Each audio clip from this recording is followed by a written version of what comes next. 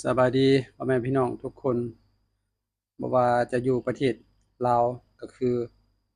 ฝั่งอีสานประเทศไทยเนาะที่เข้ามารับชมมื้อนี้ข้าพเจ้าจะมาเว้าเรื่องประเด็นเป็นประเด็นที่กำลังร้อนแรงอีกในสัปดาห์นี้เนาะก็คือ คนลาวและคนอีสานนี่นะถูกดูถูกจากคนไทยเนาะเป็นหยังจึงยกประเด็นนี้ขึ้นมาเพราะว่า ข้าพเจ้าก็เคยเห็นบ่ว่าแต่ไผๆเนาะการดูถูก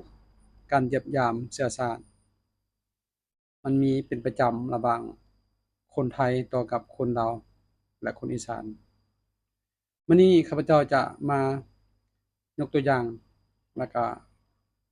อธิบายไปนำกันเนาะพี่น้องเนาะถ้าว่าผิดพลาดประการใดก็ขอโทษขออภัยนำทุกคนเด้อเป็นหยังคนลาวและคนภาคอีสานของไทยนี่น่ะจึงตกอยู่ในชะตากรรมเดียวกัน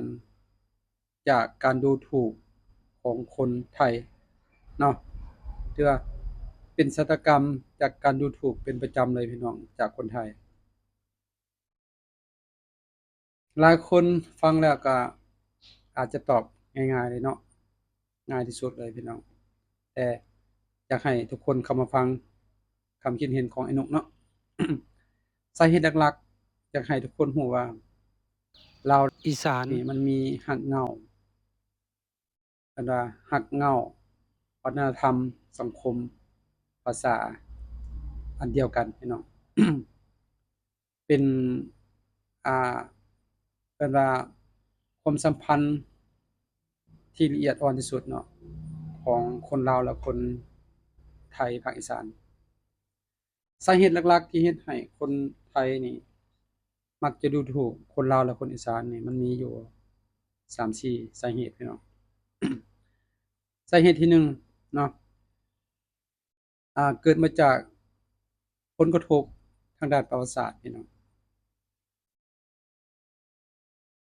ภาคอีสานของไทยและประเทศลาวนี่ แต่ก่อนเคยสนิทสนมเคยใกล้ชิดเคยพัวพันกันแน่นที่สุดเนื่องมาจากอยู่ในฐานะอาณาจักรลาวลันซางอืมแต่ระยะหนึ่งมาเนาะสยามเริ่มขยายอำนาจสร้างศูนย์กลางรวมที่บางกอกเพื่อลบล้างอ่าฮีดครองประเพณีของท้องถิ่นแม่นบ่พี่น้องอ่าสร้างให้คนภายในประเทศน่ะให้กลายเป็นคนไทยคือกันเนาะ การลดค่าการลดคุณค่าทางด้านวัฒนธรรมภาษาอัตลักษณ์ของคนอีสานและคนลาวนี่นะลงอ่ามันเป็นการมองแบบหนึ่งพี่น้องที่เห็นว่าคนอีสานและคนลาวนี่เป็นชายขอบเป็นคนชายขอบหรือแบบเป็นคนอื่นที่บ่แม่นวัฒนธรรมหลักของศูนย์กลางแน่พี่น้อง ส่วนกลางก็คือใช้ภาษาไทยเนาะเป็นภาษาของของเขาเจ้าเนาะแต่ว่าอ่าภาคอีสานและลาวนี่เรายังเป็นภาษาท้องถิ่นอยู่ฉะนั้นจึงบ่เป็นอ่าวัฒนธรรมหลักของส่วนกลางของคนไทยเนาะปัญหาที่2ก็คือปัญหาผลกระทบหรือว่าความแตกตูนระหว่างเศรษฐกิจพี่น้องอันน่ะ ในช่วงพัฒนาในช่วงระยะพัฒนาประเทศไทยเนาะห่างจากนี้ประมาณอยู่40หรือ50ปีขึ้นหลังภาคอีสานของไทยนี่ถือว่าได้รับผลกระทบจากภัยธรรมชาติระดับภัยแล้งแล้งหนักเนาะหนักหน่วงที่สุดเฮ็ดให้การปลูกฝังต่างๆนี่ก็ลำบากบ่ได้รับผลเนาะอันที่2มาแล้วแม่น ขาดเขินทางด้านงบประมาณเพื่อมาพัฒนาจากรัฐบาลนี่เกือบว่าบ่มีพี่น้องฉะนั้นจึงเฮ็ดให้คนอีสานจำนวนหลงหลายพากันยกย้ายถิ่นฐานเข้าสู่ภาคกลางโดยเฉพาะแม่นเข้าสู่กรุงเทพมหานครเพื่อไปสอกหางานทำสอกหาอาชีพใหม่โดยเฉพาะแม่นเป็นกรรมกรไปรับจ้างไปขับแท็กซี่ไปจะว่าจั่งใดมันมีหลายอันเนาะที่เป็นแรงงานคันลุ่มพี่น้องที่สามารถเฮ็ดได้เป็นคนรับใช้ของคนกรุงเทพต่างๆเนาะฉะนั้นแล้วภาพพจน์ต่างๆนี่น่ะมันเป็นภาพสร้างความทรงจำให้กับคนในเมืองก็คือคนกรุงเทพที่เห็นว่าคนอีสานและคนลาวนี่เป็นคนชนชั้นแรงงานเป็นคนที่มีฐานะหรือว่าเป็นคนที่มีรายได้น้อยเนาะฉะนั้นจึงเป็นการดูถูกชนชั้นนี่เกิดขึ้นโดยบ่รู้สึกตัวเลยนะพี่น้องปัญหาที่3ก็คือผลกระทบจาก